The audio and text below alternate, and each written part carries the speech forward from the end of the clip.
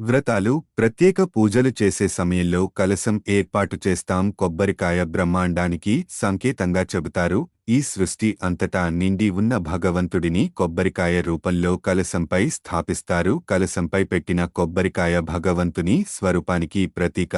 కాయపై ఉండే పొర చర్మం, పీచు మాంసం, చిప్ప ఎముకలు, లోపల ఉండే కొబ్బరి మనిషిలోని ధాతువు, కాయలోని నీళ్లు ప్రాణాధారం, జుట్టు అఖండమైన జ్ఞానానికి, అహంకారానికి ప్రతీక. ఇన్ని ప్రత్యేకతలు ఉండడం వల్లే కొబ్బరికాయ పూజలో అంత ప్రత్యేకం. వెండి లేదా రాగి, ఇత్తడి చెంబుకి పసుపు రాసి బొట్లు పెట్టి ఆపై కొబ్బరి కాయ పెట్టి చుట్టూ మామిడి ఆకులు, పైన వస్త్రంతో అలంకరిస్తారు. అప్పుడు అది పూర్ణకుంభంగా మారి దివ్యమైన ప్రాణశక్తి నింపిన జడ శరీరానికి ప్రతీకగా ఉంటుంది. వ్రత పరిసమాప్తి తర్వాత పూజా ద్రవ్యాలతో పాటు కొబ్బరికాయను కూడా నిమజ్జనం చేయాలి.